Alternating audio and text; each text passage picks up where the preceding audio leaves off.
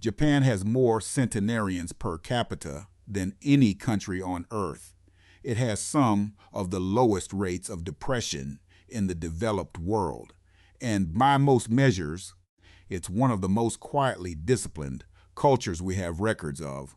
Ask most people why, and you'll hear the usual answers: diet, green tea, fish, good genetics, something in the water. But researchers who've actually spent their careers studying Japanese, psychology, sociology, and neuroscience will tell you that's not really the answer, or at least it's not the main answer. The diet matters, yes, but what matters more is the layer underneath the diet. The way the culture thinks about team, purpose, imperfection, rest, and attention. A handful of small daily habits that most of us in the West have never even been told about, and that neuroscience is only starting to explain properly. And here's the thing: these aren't ancient practices that take a lifetime to learn. They're not complicated. They're not even dramatic. There are 8 quiet shifts in how you relate to ordinary moments. Once you understand what each one is doing at the neurological level, it gets very hard to look at your own day the same way again. 1. Ikigai, your reason to get up. Ikigai roughly translates as reason for being. It sits at the intersection of 4 questions: what you love, what you're good at, what the world needs, and what you can be paid for. Most explanations of Ikigai present it as a destination you're supposed to find. It isn't. It's a direction, a daily orientation toward meaning rather than away from discomfort. You don't need all 4 boxes ticked to have one. You need to know which way you're facing. A long-running study from the Japanese government's Institute of Populations and Social Security followed thousands of participants over 7 years and found that people with a strong sense of ikigai were 19% less likely to die from cardiovascular disease. This wasn't people who exercised more or ate better or slept more. It was people who felt their lives had purpose. The protection came from the meaning itself. Psychologists have a word for this eudaimonic well-being. Aristotle was the first to name it, and decades of modern research have backed him up. It's a different thing from hedonic well-being, which is the pleasure-based happiness most of Western culture is optimizing for. Hedonic happiness is about feeling good. Eudaimonic happiness is about living in a way that aligns with what matters to you. The brain responds to each of them very differently. When you have a clear sense of purpose, your prefrontal cortex, the part of the brain that handles planning, decision-making, and impulse control, stays more consistently active. Your baseline cortisol drops. Your immune function improves. A 2016 study in Psychological Science even found that people with a stronger sense of purpose slept better, deeper, more restorative sleep, which then quietly improves almost every other cognitive metric you'd care to measure. The absence of ikigai isn't neutral. Purposelessness shows up in the research, linked to faster cognitive decline, higher depression rates, and what Japanese researchers describe as kodawari, a kind of aimless attachment to distraction as a substitute for meaning. The habit. Each morning before you reach for your phone, ask yourself one question: what am I doing today that actually matters to someone, including me? The answer doesn't have to be profound. It just has to be honest. A small real answer every morning does more for the purpose circuitry in your brain than any weekend retreat ever will. 2. Kaizen, the power of 1% better. Kaizen means continuous improvement. The important word isn't improvement, kite, PA, music. PA, it's continuous. The whole philosophy rests on a single idea, which is that big dramatic change is neurologically unsustainable, and your brain is built to resist it. Here's what's going on underneath. Your amygdala evolved to treat sudden, large changes as threats. So when you announce to yourself on a Sunday evening that starting Monday, you are going to completely overhaul your diet, your sleep, your fitness, your finances, and your relationships, your amygdala reads that as danger. It doesn't care that the changes are good for you. It only cares that they're big and fast. So it starts quietly undermining them. Procrastination, rationalization, the slow draining of motivation that most people later mistake for laziness or lack of willpower. Kaizen sidesteps all of this. The improvements are so small they never trip the alarm. They feel almost pointless, which is exactly why they work. A 2021 study in the British Journal of Psychology found that people pursuing roughly 1% daily improvements had dramatically higher completion rates, far lower dropout rates, and much higher odds of still being doing the habit 6 months later than people chasing big transformational goals. The math is almost absurd. 1% better every day for a year compounds to roughly 37 times better. Not 37% better, 37 times. Most people never get near that number because they're trying to get there in one leap. And the brain simply won't sustain the effort. The tortoise isn't just winning the race. The tortoise also isn't burning out at the halfway mark and spending the next 6 months recovering on the couch. What makes Kaizen so interesting psychologically is what it does to your identity over time. Small, consistent actions create evidence. Evidence creates belief. Belief turns into identity. Someone who walks for 5 minutes every morning doesn't just get slightly fitter. They gradually become a person who exercises.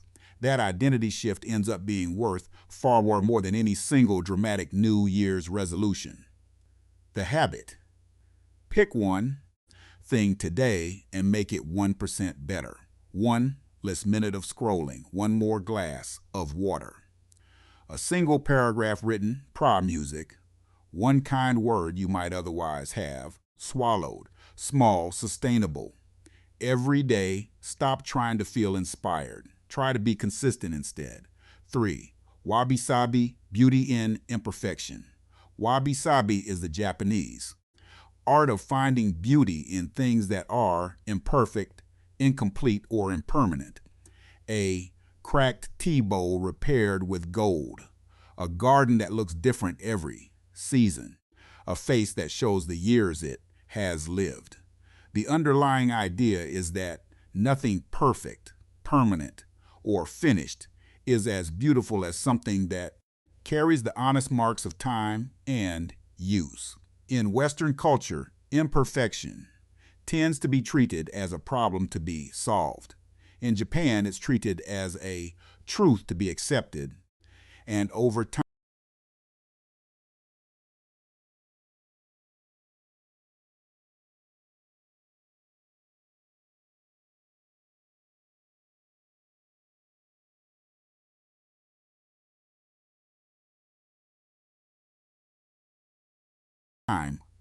appreciated.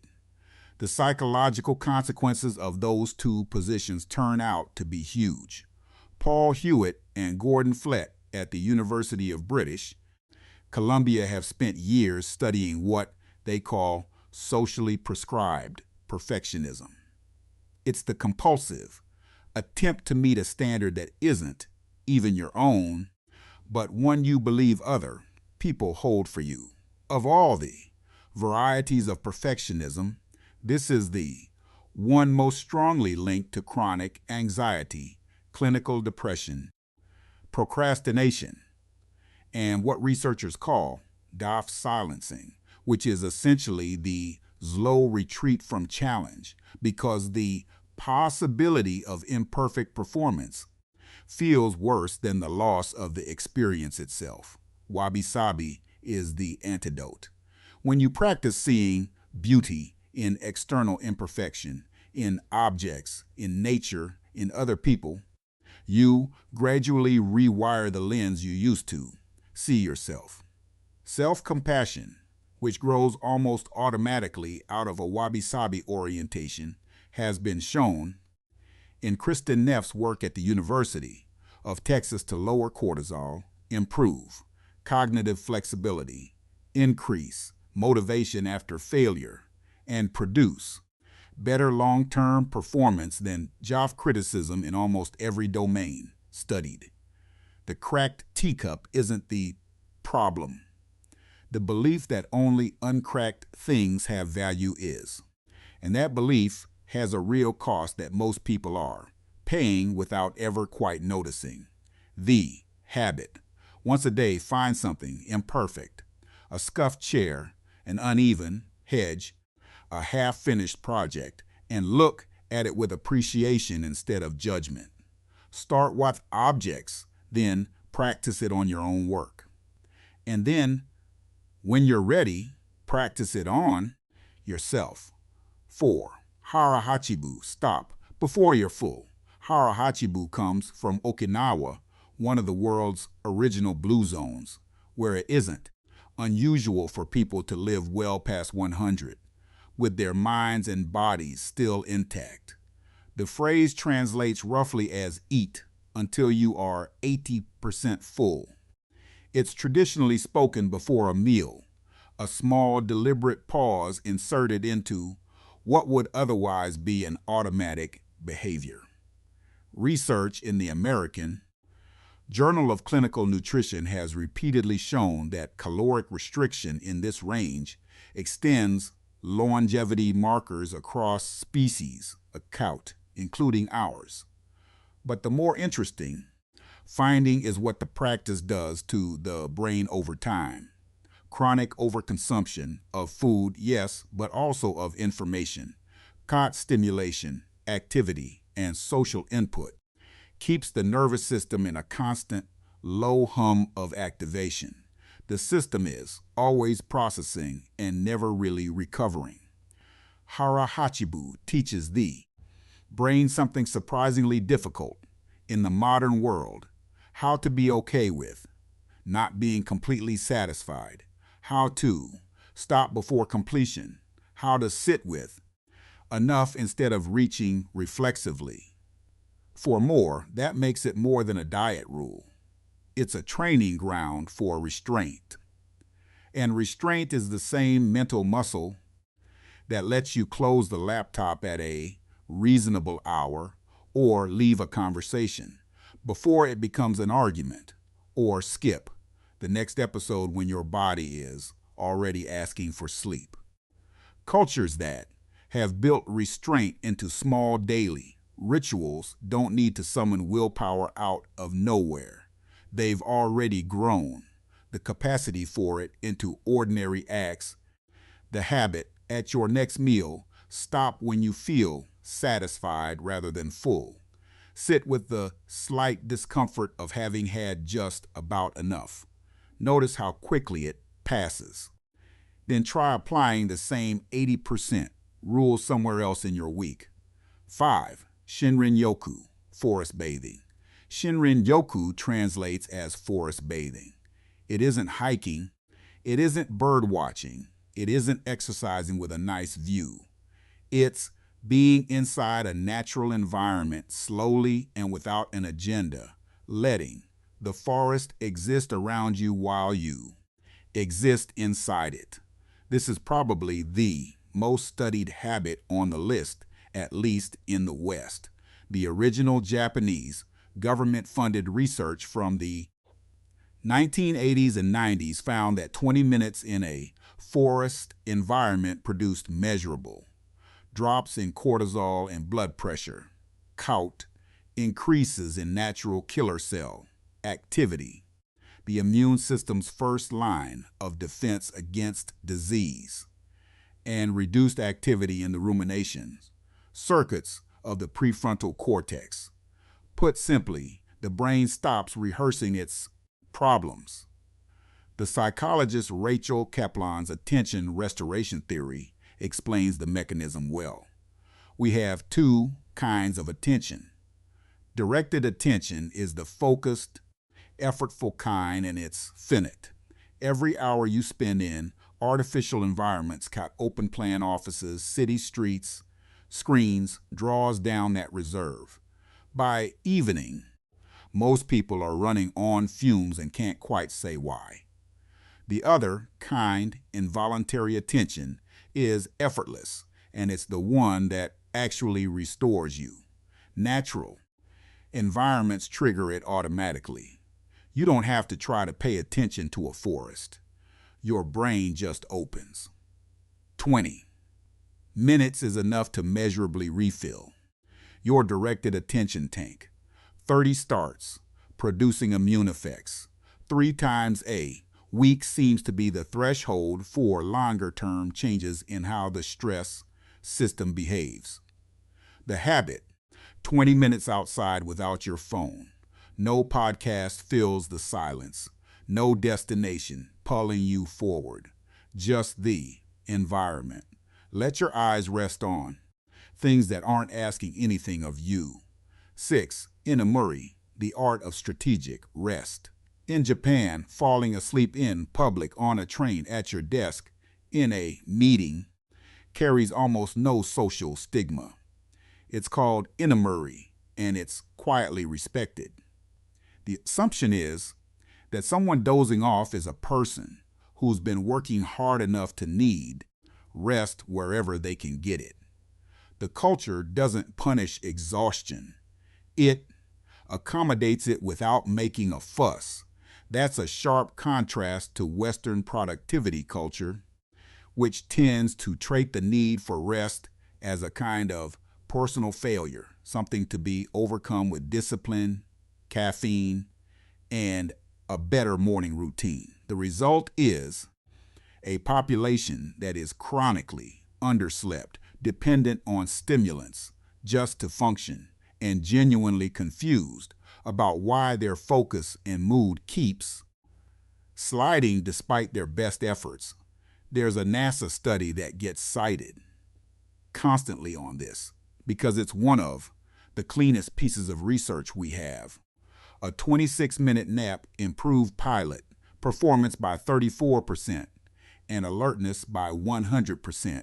Not a modest bump, a substantial one. The National Sleep Foundation's work on micro rest shows that even 10 to 20 minutes of eyes closed, body still rest, does more to restore working memory, emotional regulation, and executive function than the same amount of time spent on passive stimulation like social media. But the most important thing about inamuri isn't the nap. It's the permission, the cultural removal of shame from the act of resting. When rest is guilt-free, it restores you. When it comes packaged with doff-af criticism, I shouldn't be doing this. I'm being lazy. I'll make up for it later.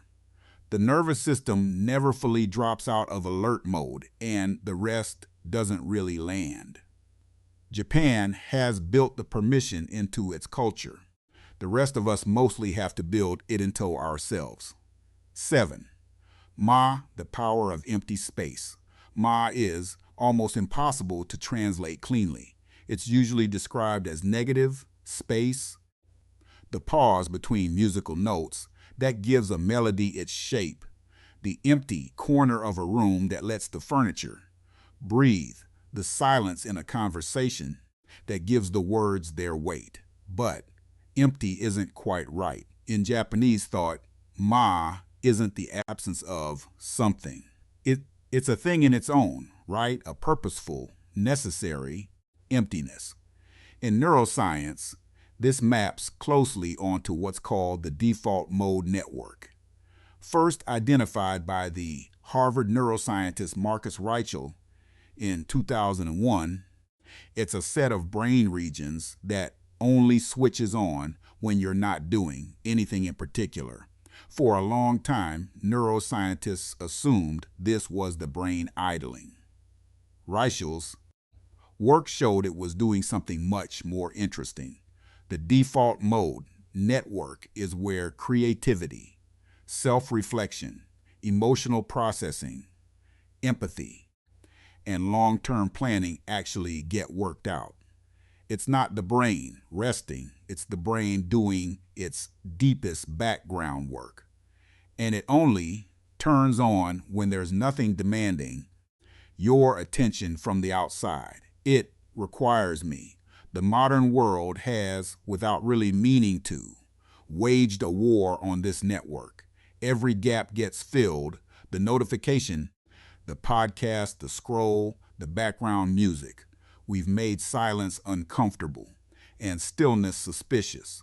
And by deleting Ma from our days, we've quietly deleted the conditions that most of our important mental processing needs in order to happen.